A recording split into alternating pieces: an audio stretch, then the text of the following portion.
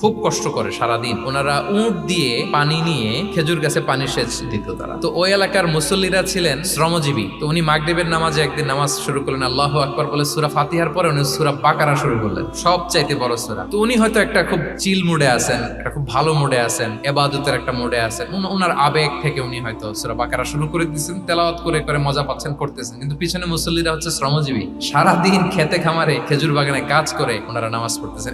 একদল তো নামাজ ছেড়ে দিচ্ছে, ছেড়ে দিয়ে নিজেরা নামাজ পড়ে আল্লাহর হাবিব সাল্লাল্লাহু আলাইহি ওয়াসাল্লামের কাছে যে বিচার দিলেন, যে রাসূলুল্লাহ দেখেন এমন একজনকে ইমাম হিসেবে পাঠালেন, উনি মাগরিবের নামাজ শুরু করছে সূরা বাকারা দিয়ে।